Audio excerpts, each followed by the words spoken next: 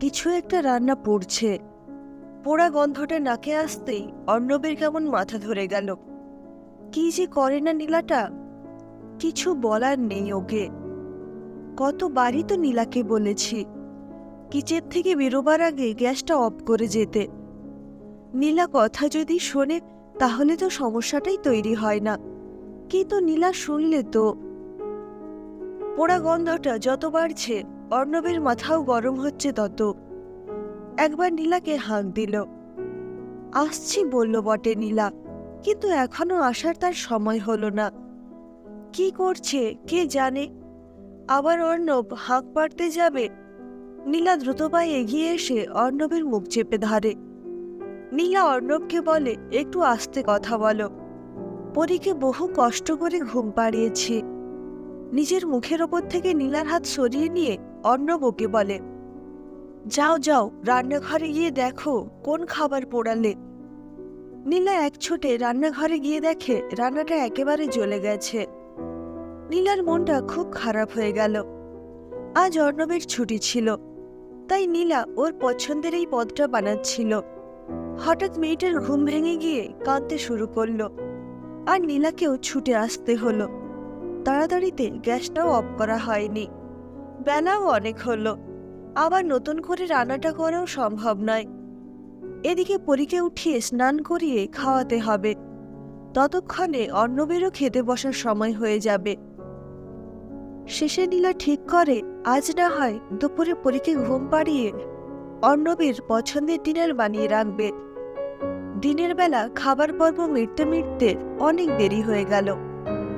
আর কিছুক্ষণ পরেই পরী উঠে পড়বে। মেয়েটা একবার উঠে গেলেই আর নীলাকে কাজ ছাড়া করতে চাইবে না। নীলা যত তাড়াতাড়ি সম্ভব হাত চালিয়ে নিজের কাজ করতে থাকে। বসার ঘরে ফোনটা বাজছে। অর্ণব আজ অফিসে ছুটি পেয়েছে, তাই এই দুপুরে একটু গড়িয়ে নিচ্ছে। আসলে অন্য দিনগুলোতে বড্ড খাটনি যায় ওর। ফোনটা একটানা বেজেই চলেছে। ফোনের শব্দেই না মেয়েটা উঠে যায়। হাতের কাজ ফেলে নীলা পড়ি করে এসে ফোনটা ধরে। ওপাশ থেকে যে গলাটা ভেসে আসে তাকে নীলা চেনে। অর্ণবের অফিস কলিগ সুপ্রিয়। আসলে কিছুদিন আগেই সুপ্রিয়র বিয়ে হয়েছে। অর্ণবকে ইনভাইট করেছিল ওদের বাড়ি আসার জন্য, তাই সুপ্রিয়রা আজ আসবে অর্ণবদের বাড়ি। সুপ্রিয় প্রথমবার আসছে ওর নতুন বউকে নিয়ে, তাই ডিনার না করালে চলে না। কিন্তু এখন অর্ণবকে বলে বাজার করাতে গেলে তো অনেক দেরি হয়ে যাবে। তার চেয়ে ভালো নিজে গিয়েই বাজারটা সেরে আসে। যেমন ভাবা তেমনি কাজ। নীলা পরী আর অর্ণবের ঘুম থেকে ওঠার আগেই বাজার শেষ করে ফিরে এসে রান্না শুরু করে। এদিকে অর্ণব ঘুম থেকে উঠে অবাক। নীলাকে জিজ্ঞেস করাতে জানতে পারে আজ ওদের বাড়িতে সুপ্রিয়রা আসছে, তাই এত আয়োজন। ঘুম থেকে উঠে নীলার হাতে এক কাপ চা না খেলে অর্ণবের ঘুমটা ঠিক কাটে না। নীলাকে চায়ের অর্ডার দিতে যাওয়ার ঠিক আগেই নীলা উপস্থিত অর্ণবের সামনে। ওর হাতে সাজানো কি সব। ঘুমের ঘোরটাকে কাটিয়ে ফেলার জন্য এইসব খাবারের মন কাড়া পাগল করা গন্ধই যথেষ্ট। আসলে নীলা আজ অর্ণবের জন্য ফিশ ফ্রাই, কবিরাজি, সঙ্গে চিকেন কিমা দিয়ে চাউমিন বানিয়েছিল। এই খাবারগুলো ও এখনই অর্ণবকে খেতে দেয়। আসলে শুধু ওদের দুজনের মতোই খাবার ছিল। তাই নীলা দেরি না করে ওকে বলে, তুমি এগুলো খাও, আমি আসছি চা নিয়ে। ঘড়ির কাঁটা 6টা ছুতে না ছুতে সুপ্রিয়রা হাজির হয়। ওদের আপ্যায়ন করার সঙ্গে ছোট্ট পরীকে দেখা। পরীকে কোলে নিয়ে নীলা সুপ্রিয় স্ত্রী রানীকে সঙ্গে করে ভেতরে এলো। ছেলেদের মাঝে বসে মেয়েদের গল্প ঠিক জমে না। নীলা রানীর গল্পের মাঝে ছোট্ট পরী খিদেতে কাঁদতে শুরু করে। গল্প থামিয়ে নীলা বিছানা থেকে নামতে যাওয়ার সময় হঠাৎ ওর মাথা ঘুরে যায়। নিজেকে মুহূর্তে সামলে নিলেও ঘটনাটা রানীর চোখ এড়ায় না। রানী নীলাকে হাত ধরে বিছানায় বসাতে গেলে নীলা রানীকে বলে, সত্যি ঠিক আছি, ও কিছু নয় গো, তুমি বরং একটু বসো, আমি পরীর খাবারটা এখানেই নিয়ে আসছি, তারপর আবার গল্প হবে।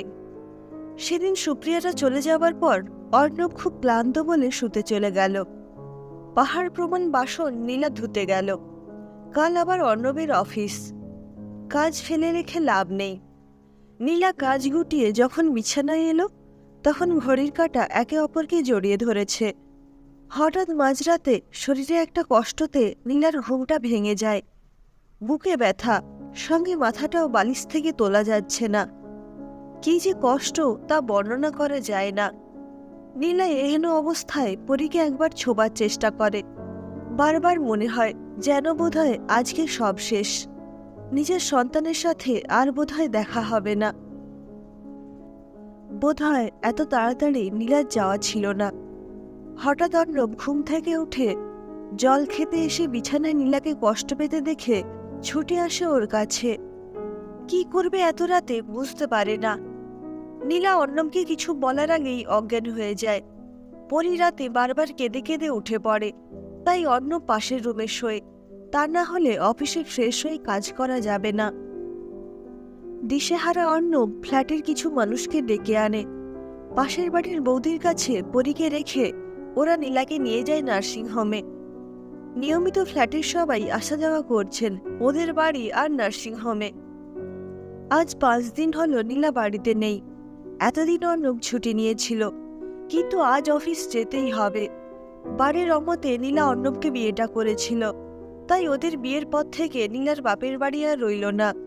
আর অর্ণবের বাবা মা গত হয়েছেন বহুদিন, তাই পরিবারে এমন কেউ নেই যে এসে এই বিপদের সময় পাশে দাঁড়াতে পারে।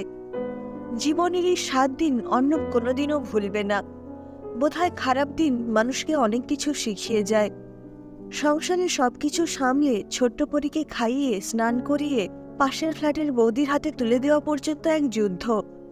অর্ণব এই সময় উপলব্ধি করে নিজের ভুল। সত্যি তো, মেয়েটা কোনোদিন মুখ ফুটে কিছু বলেনি। আর তাই বলে অর্ণবও কেন কোনোদিন শোনার চেষ্টা করেনি নীলার না বলা কথাগুলো?